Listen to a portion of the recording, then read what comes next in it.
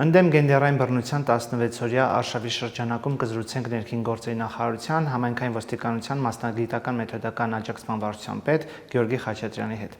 Բարև ձեզ, պարոն Խաչատրյան։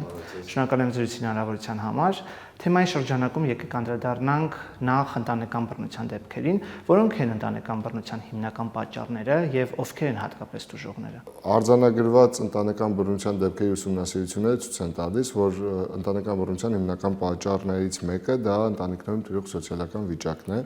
այսինքն մանր կոնֆլիկտներ, որոնք հետագայում կայուն կերպով վերածվում են բռնության։ Այս ամենի պատճառներից է նաև հանրային կարծրատիպային ընկալումը, որը նույնպես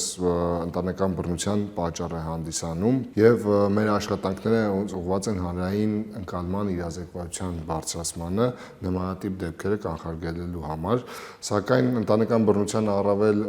խորքային պատճառները հասկանալու համար պետք է նաև տարանջատված կերպով ուսումնասիրել ընտանիքի մի անդամի կողմից մյուսի նկատմամբ արձանագրված բռնության կոնկրետ դեպքը,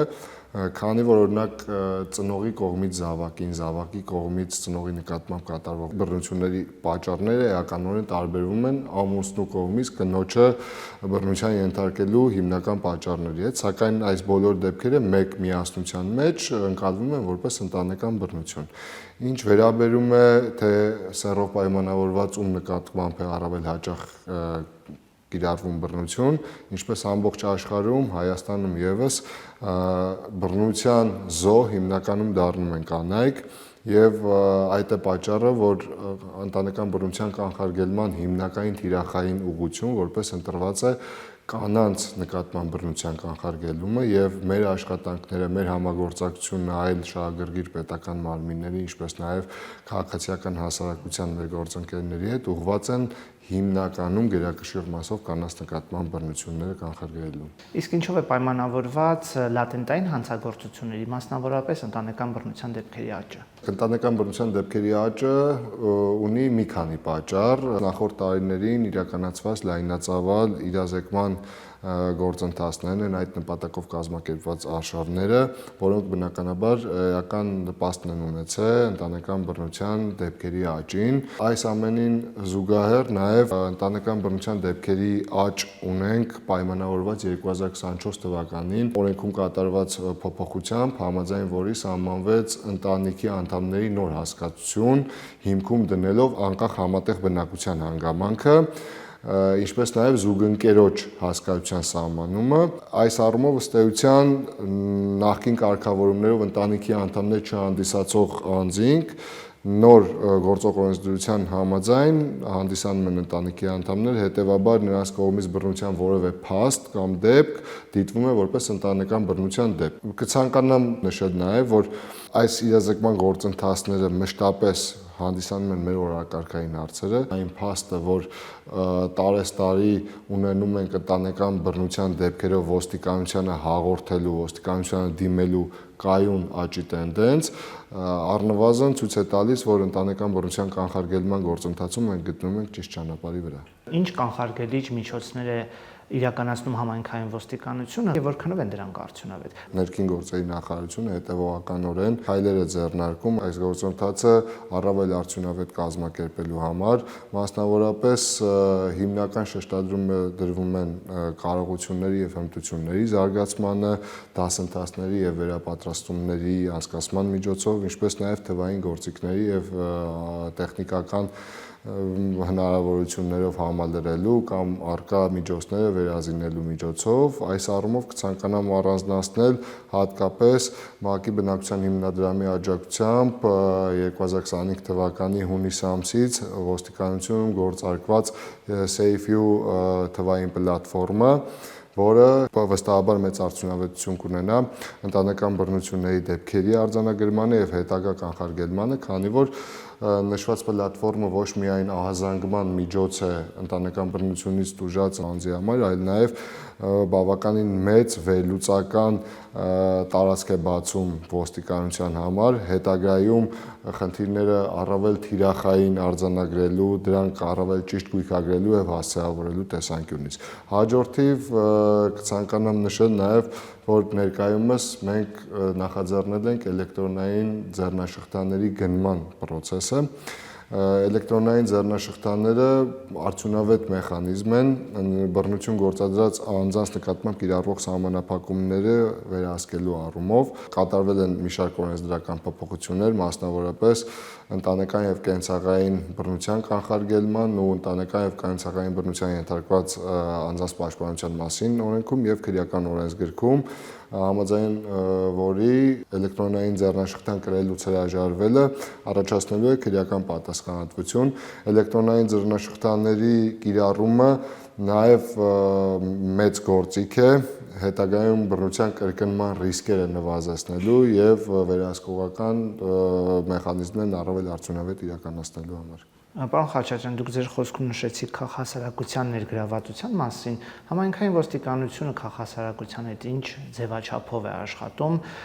կանխարգելման տեսանկյունից։ Ընտանեկան բռնության դեմ պայքարը դա համալիր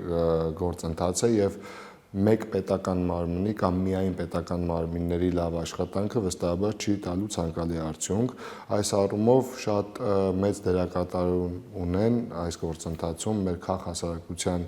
գործընկերները եւ միջազգային կառույցները, հատկապես ընտանեկան բռնության կանխարգելման գործընթացում քաղաքասարակության դերը շատ ավելի բարձր է, քանի որ շատ դեպքերում մի շարք ոլորտային խնդիրներ հենց վեր են հանվում մեր քաղաքասարակության ներկայացուցիչների կողմից, որոնք ինչ-որ մի պահի մեր համար տեսանելի կամ նկատելի չեն եղել։ Համագործակցությունը իրականացվում է ինչպես տարբեր պլատֆորմային մակարդակում, այնպես էլ առօրյա աշխատանքների կազմակերպման process-ում 24/7 ռեժիմով։ Այս առումով մեր համագործակցությունը առավել արտահայտիչ է բռնությունից տուժած անձանց պաշտպանության գործընթացը պատշաճ կազմակերպելու առումով։ Պարոն Խաչատրյան, տեսակետ կա, որ վերջին շրջանում հաճախակի են դարձել երեխաների անհետ կորելու դեպքերը, որն է դրա հիմնական պատճառը եւ այս ուղղությամբ ինչ գործողություններ իրականացնում համայնքային ոստիկանությունը։ Անչափահասների հետ տարվող աշխատանքները մշտապես դրվել են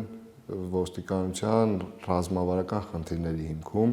եւ բնականաբար այս աշխատանքներում առաջնային սկզբունքը դա երեխայի լավագույն շահն է, որպես կանոն հաշվի առնելով անչափահասի խոցելի լինելու հանգամանքը,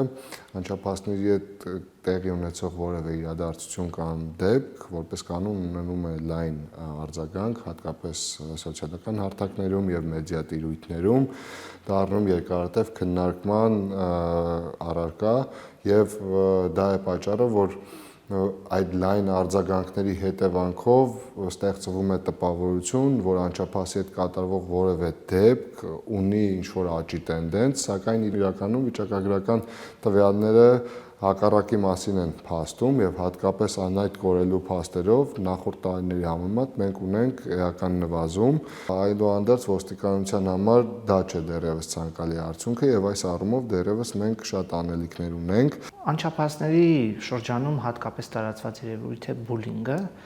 այս մասով ինչպես է գործում համայնքային ոստիկանությունը, հաշվի առնելով նաեւ անչափահասների հետ աշխատելու նրբությունը։ Վերջերս ԱԺ կողմից ընդունվեց երեխայի իրավունքների եւ երեխայի պաշտպանության համակարգի մասին նոր օրենքը, որում առաջին անգամ սահմանվեց երեխայի բուլինգի հասկացությունը, ինչպես նաեւ այդ թվում առցանց միջավայրում բուլինգը, ըստ էության կիբերբուլինգը, ինչպես նաև երեխայի բուլինգից տուժած երեխայի պաշտպանության իրավունքը։ Նոր օրենքով սահմանվել են նաև պետական եւ տեղական ինքնակառավարման մարմինների իմպերատիվ պարտականությունը ունենալու համապատասխան կանխարգելիչ միջոցառումներ բուլինգի դեպքերը կանխելու, դրանք բացահայտելու, բուլինգից տուժած երեխաների պաշտպանությունը պատշաճ կազմակերպելու համար։ Պարոն Խաչատրյան, անչափահասներին արատավոր երևույթներից զերծ պահելու համար համայնքային ոստիկանությունը դպրոցականների հետ կոնկրետ համակարգված աշխատանք իրականացնում է։ Անչափահասների հետ տարվող աշխատանքները բավականին զգայուն process են եւ այս աշխատանքները պետք է կազմակերպել շատ նրբությամբ, հաշվի առնելով այդ խոցելի տարիքային խումբ լինելը եւ համայնքային ոստիկանությունը այս առումով հիմնականում աշխատանքները կազմակերպում է անչափահասների հետ ուսումնակրթական հաստատություններում, տարբեր միջոցառումների շրջանակում, զրույցների անցկացման ձևով, ինչպես նաեւ համայնքային ոստիկանության կողմից մշտադիտարկում է իրականացվում համացանցի տիրույթում, հատկապես բացասական ազդեցություն ունեցող թրենդները իհայտ բերելու եւ այդ ուղղությամբ արդեն կրթական հաստատություններում համապատասխան բացատրական աշխատանքներ իրականացնելու միջոցով ոստիկանությունը մշտապես համագործակցում է ինչպես մանկավարժական կոլեկտիվների, այնպես էլ այլ շահագրգիռ պետական մարմինների հետ, ինչպես նաեւ երեխաների իրավունքներով զբաղվող հասարակական կազմակերպությունների հետ։ Եվ որպես ամփոփում համայնքային ոստիկանությունը հասարակության հետ համագործակցության շրջանակում ընտանեկան բռնության դեպքերի կանխման, կանանց նկատմամբ բռնության դեպքերի կանխման, ինչպես նաև անչափահասների տարվող տարբեր աշխատանքներում առավել շոշափելի արդյունքներ արձանագրելու համար ինչ գործիքակազմ պետք է կիրառի։ Ընտանեկան բռնության կանխարգելման, ինչպես նաև անչափահասների տարվող աշխատանքները առավել արդյունավետ իրականացնելու եւ շոշափելի արդյունքներ գրանցելու համար նախ եւ առաջ անհրաժեշտ են բավարար հմտություններ եւ կարողություններ,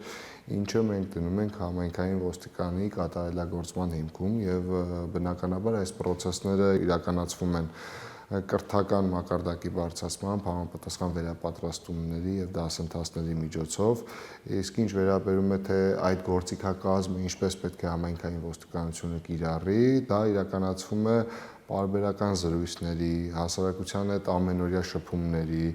խոցելի խմբերի հայտ բերելու եւ վերջիններիս հետ անհատական թիրախավորված աշխատանքներ կատարելու միջոցով, կարծում եմ միայն այսպես մենք կարող ենք իհայտ բերել ինչպես ընտանեկան բռնության լատենտային այդ դեպքերը, այնպես էլ այն խոցելի անչափահասներին, որոնք որ գնում են դեպի հակաիրավական եւ հակասոցիալական երևույթներ։ Շնորհակալ եմ, պարոն Խաչատրյան։ Ես եմ շնորհակալ։ Հիշեցնեմ, զրուցում ենք ներքին գործերի նախարարության համայնքային ոստիկանության մասնագիտական մեթոդական աջակցման վարչության պետ Գյորգի Խաչատրյանի հետ։ Լավ մնացեք, կհանդիպենք։